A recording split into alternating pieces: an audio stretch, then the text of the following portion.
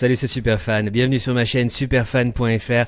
J'espère que tu vas bien en cette période de confinement. Nous sommes le vendredi 3 avril 2020 et il y a 2 jours, le 1er avril, J.K. Rowling a annoncé sur Twitter qu'elle lançait un site qui s'appelle Harry Potter at Home, donc Harry Potter à la maison en français, et c'est pas du tout un poisson d'avril, hein. J.K. Rowling lance le site Harry Potter at Home pour occuper les enfants pendant le confinement. C'est un site spécialement dédié pour les enfants, donc dans un anglais extrêmement simple. Pour l'instant, le site n'est pas encore disponible en français. On ne sait pas si la plateforme sera traduite dans d'autres langues. A priori, non. Mais c'est un anglais vraiment pour les enfants, donc assez simple. Ça va permettre à tes enfants de se divertir, de s'instruire aussi également. Il y a pas mal de lectures, il y a des jeux. La plateforme en plus est totalement gratuite et te propose des quiz, par exemple pour deviner à quelle maison tu appartiens, des articles, des jeux de mots mêlés ou encore des tutoriels de dessin. Voilà le tweet de J.K. Rowling posté le 1er avril 2020. Donc le site c'est harrypotterathome.com. Et quand tu cliques sur harrypotterathome.com ou quand tu tapes ça dans ton navigateur, tu tombes en fait sur le site wizardingworld.com qui est un site très connu par des fans d'Harry Potter et des animaux fantastiques qui regroupe tout l'univers de J.K. Rowling, wizardingworld.com. Et donc sur cette page Harry Potter at Home, tu scrolles et tu vois différentes lectures, par exemple ce qu'ils appellent des light reading. Tu as aussi des quiz, découvre à quelle maison de Poudlard tu appartiens. Alors pour les quiz, par exemple, tu peux aller dans le menu ici en haut à gauche, tu cliques là, tu vas dans Quizzes et tu tombes sur cette page. T'as plein de quiz fun à faire, par exemple, quel sorcier ou quelle sorcière, la nourriture aussi, des sorciers ou la nourriture à Poudlard. Tu as aussi des puzzles et des crosswords, c'est des mots croisés aussi. Des mots croisés, plein de jeux en fait sur le vocabulaire en anglais. Donc pour pratiquer son anglais pour les enfants, c'est juste formidable, apprendre en s'amusant. Merci J.K. Rowling. C'était pour moi la news du jour en tant que fan d'Harry Potter.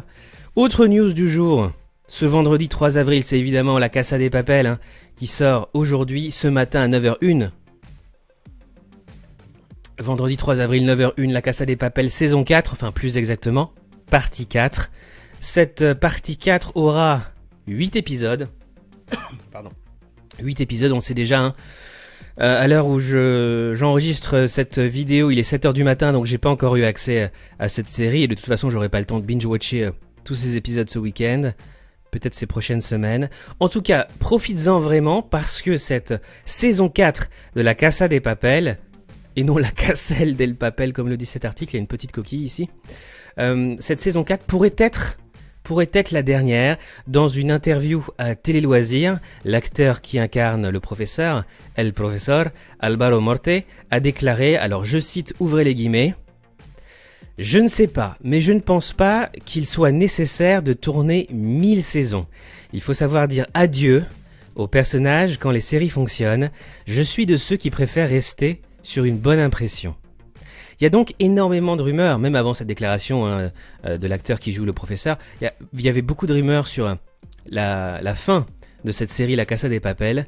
La saison 4 pourrait être la dernière ou pas. Évidemment, ça va dépendre de la fin du 8e épisode de cette saison 4 que je n'ai pas encore vu, comme je te le disais, à suivre. En tout cas, j'espère qu'il y aura d'autres saisons parce que j'aime beaucoup cette série. Je sais aussi qu'il y en a qui n'aiment pas du tout cette série. À vous de juger. Donc la saison 4 à 9h01 sur Netflix aujourd'hui. Autre news du jour. Numéro rendez-vous, c'est évidemment l'émission de la révolution numérique et de la transformation digitale qui résume toute l'actualité des géants du web et de la tech. Donc je ne pouvais pas ne pas passer à côté de cette news.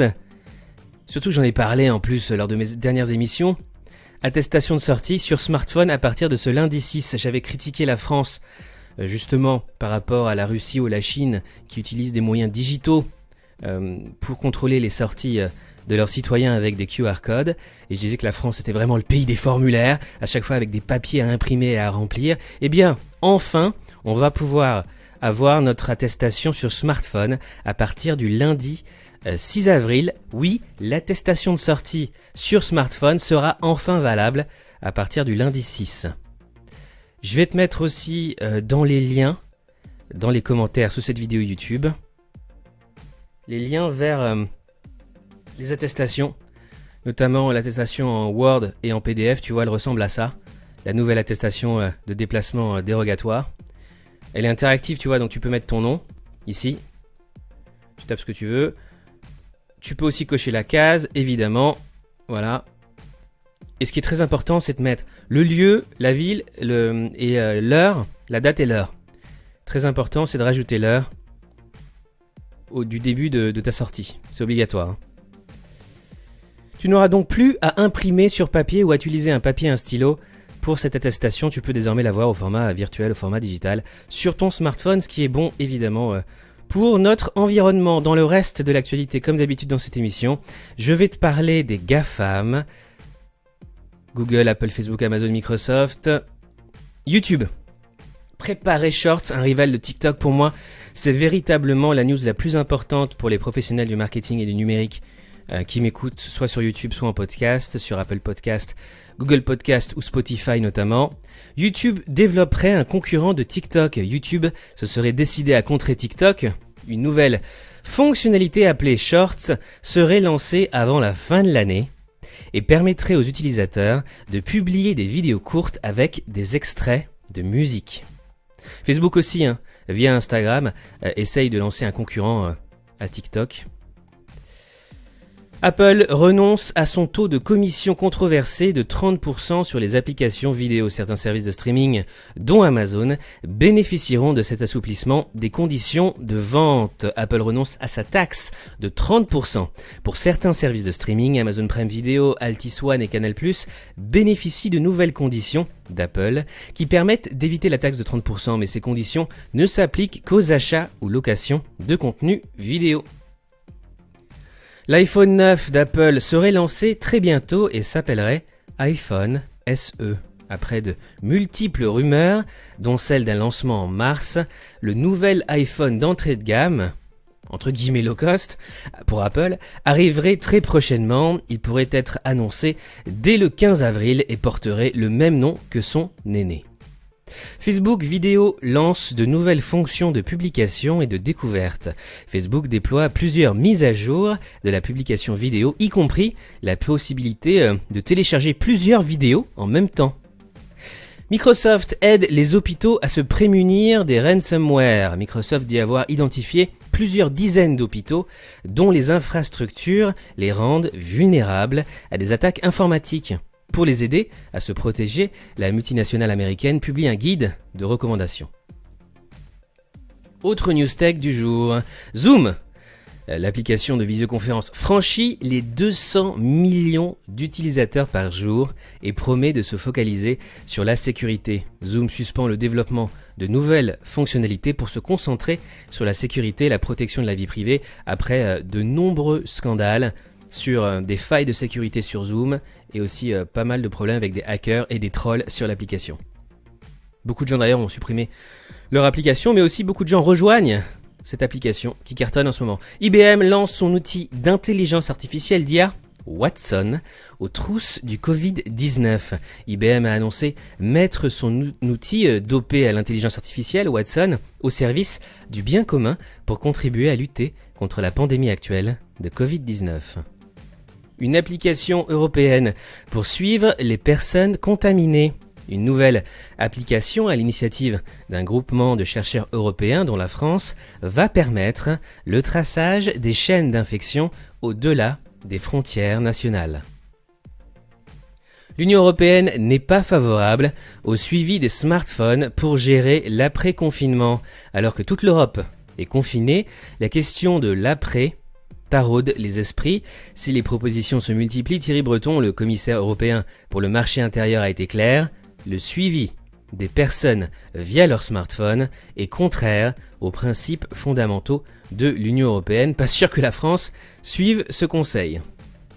Chine maintenant. Xiaomi, la marque chinoise de smartphone, travaillerait sur un modèle équipé d'une caméra de 144 mégapixels. D'après les rumeurs, Xiaomi songerait à utiliser une caméra de 144 mégapixels sur l'un de ses prochains modèles. La crise du coronavirus, une aubaine pour JD.com afin de rattraper Alibaba, deux sites chinois de e-commerce concurrents. Alibaba domine l'e-commerce chinois avec 711 millions de clients contre 362 millions pour JD.com. Mais contrairement à Alibaba et Pinduoduo, JD.com vend directement les produits aux consommateurs. JD.com dispose d'un réseau logistique bien plus développé qu'Alibaba. JD.com compte 700 entrepôts contre 400 en 2018 et sur les 3 premiers mois de l'année, écoutez bien, la valeur boursière d'Alibaba a reculé de 11%, tandis que celle de JD.com a bondi de 16%. On en parle beaucoup dans la presse asiatique que je suis évidemment de très près, surtout les news venant de Chine. Et c'est vrai qu'en ce moment, Alibaba est plutôt sur une tendance descendante et JD.com sur une pente ascendante, on pourrait dire. Airways, le Tesla chinois, lance son SUV 100% électrique en Europe. Comme pour la téléphonie mobile il y a quelques années, le marché de l'automobile devrait voir émerger de nouvelles marques, essentiellement issues de la Chine. La première à tenter l'aventure en Europe n'est autre qu'Airways dès la fin de ce mois d'avril. News France maintenant, coronavirus. Édouard Philippe envisage une app qui localiserait les personnes infectées, je vous le disais. C'est pas surprenant. Finalement, le gouvernement envisage de tracer les porteurs du virus. Le Premier ministre Édouard Philippe s'est dit ouvert à l'idée d'une application de géolocalisation des malades afin de prévenir les personnes qu'ils ont rencontrées d'un risque de contamination. Confinement, les Français passent 15% de temps en plus sur leur smartphone. Pour endurer le confinement, les propriétaires de smartphones utilisent davantage d'applications mobiles, d'après App Annie, spécialiste du marché des applications mobiles, dont je vous ai parlé aussi lors de ces dernières émissions. Le temps moyen passé sur les smartphones a augmenté de 15% en France au cours du premier trimestre 2020 par rapport aux 3 mois précédents. Et les utilisateurs dépensent aussi plus d'argent dans les applications. 18 millions de Français ont utilisé un service de SVOD, de streaming, en 2019 en France. Médiamétrie publie son baromètre de la SVOD pour l'année 2019, une pratique qui rencontre un succès grandissant évidemment.